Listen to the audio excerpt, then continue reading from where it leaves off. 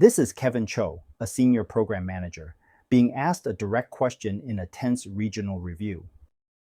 If the supplier misses the next milestone, can we still keep the launch on schedule? I don't know. I'll have to check.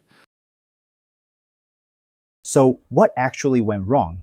The problem wasn't honesty. The problem was that under pressure, his answer collapsed. And in one sentence, he gave the room less confidence, less clarity, and less reason to trust his read. Stay with me, because I'm going to show you the framework that helps you respond when you don't have the full answer without losing the room.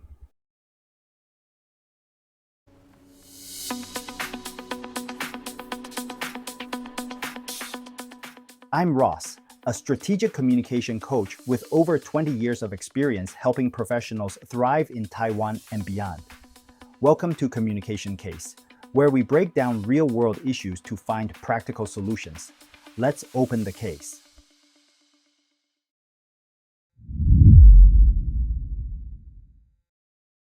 Today's case starts in a meeting room that already feels heavy. This is not a casual update. It is a regional review. The supplier risk has already been discussed more than once, and everyone in the room knows that another delay could create much bigger problems downstream. Meet Kevin Cho. Kevin is a senior program manager. He is capable, careful, and not the kind of person who likes to say something unless he can stand behind it. That is part of why people trust him. But today, the room is tense. The operations lead has just finished an update on supplier instability. There is a brief pause. Then the regional director turns to Kevin and asks, If the supplier misses the next milestone, can we still keep the launch on schedule? Kevin freezes for half a second. He knows this is not a small question. He does not want to guess. He does not want to overpromise. And he does not have enough certainty to give a clean yes or no. So he says, I don't know. I'll have to check. No one reacts dramatically. No one says anything rude. The meeting simply moves on. But something changes. The answer feels flat. The confidence in the room drops a little. And Kevin, who was trying to be responsible, now sounds less ready than he actually is. That's the case. A tense question, an honest answer. A response that sounds reasonable on the surface, but still weakens the moment. And that is why this matters. Because Kevin did not say something foolish, he said something many good professionals say under pressure, but the moment still slipped. So that's the moment.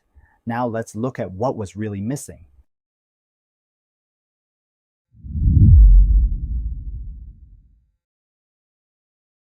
So what actually went wrong? The problem was not that Kevin said he didn't know.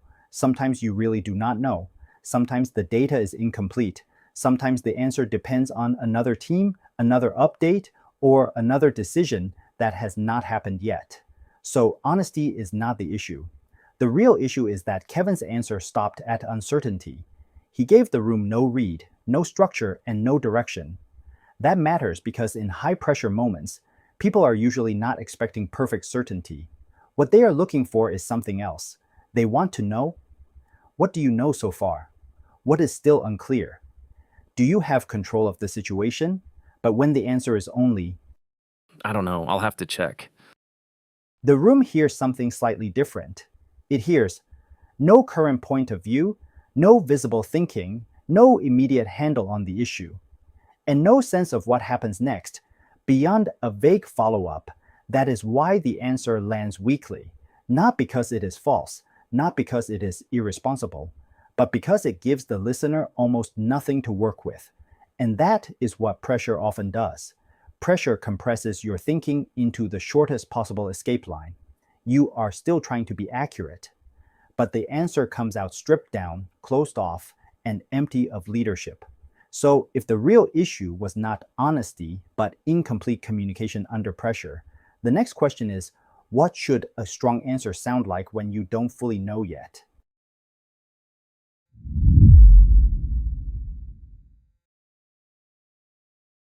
When you don't have the full answer, I want you to use a simple framework. What you know, what you can't confirm yet, what happens next.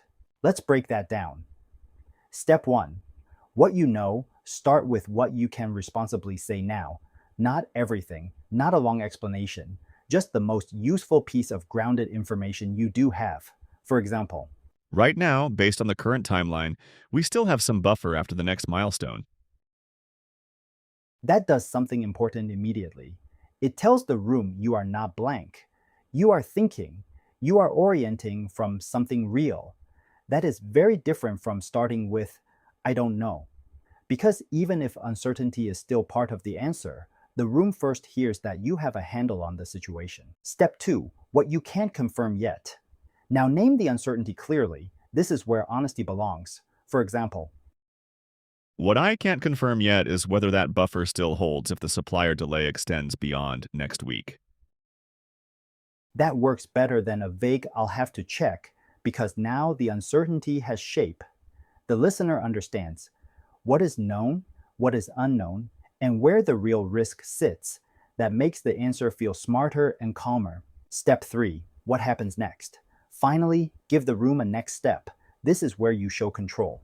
For example, I want to confirm that with operations and sourcing right after this meeting, and I can come back with a firmer answer this afternoon. now the answer has movement. You are not just admitting a gap, you are managing it, and that is the key. A strong professional answer under pressure does not require full certainty. It requires visible structure. Because when your answer shows what you know, what still needs checking, and what happens next, you sound honest and reliable. That is the balance many people miss. They think the only choices are guess or say I don't know.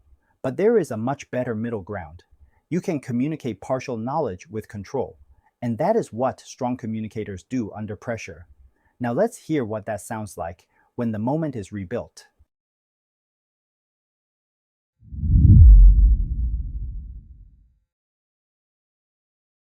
So if we rebuilt Kevin's response, it would sound more like this. If the supplier misses the next milestone, can we still keep the launch on schedule?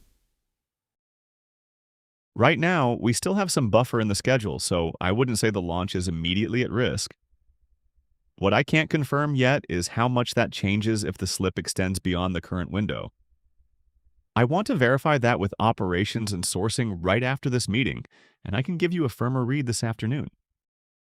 Now listen to how different that feels. Kevin is still honest. He is not pretending to know more than he does. He is not giving false confidence. He is not making a promise he cannot defend. But he is also not collapsing under the question. He gives the room a current read, a clear boundary, and a next step that changes everything. Now the regional director has something to hold on to. The answer feels measured. The uncertainty feels managed. And Kevin sounds like someone who is already thinking inside the problem, not someone standing outside it. That is the real upgrade. The better answer is not more polished because of vocabulary. It is better because it gives structure to uncertainty.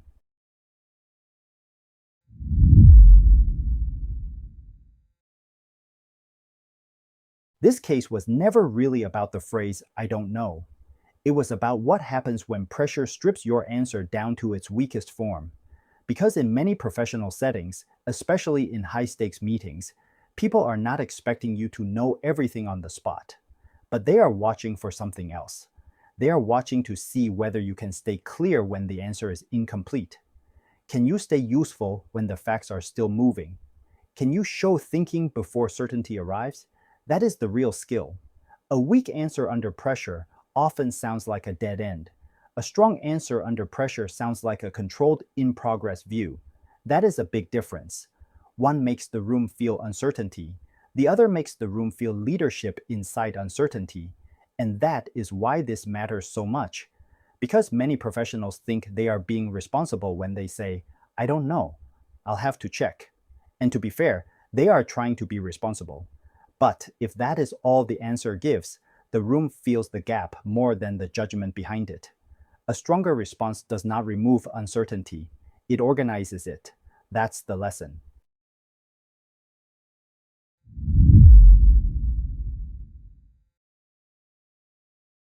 That's the case. Kevin didn't lose the moment because he lacked the answer. He lost it because pressure pushed him into a response that gave the room too little clarity, too little thinking, and too little direction. The better response was not about sounding smarter.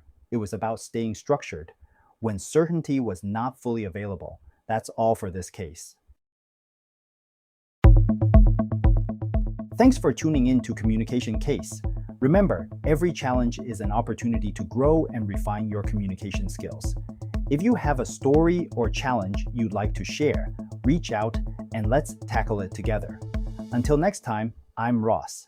Keep communicating with confidence.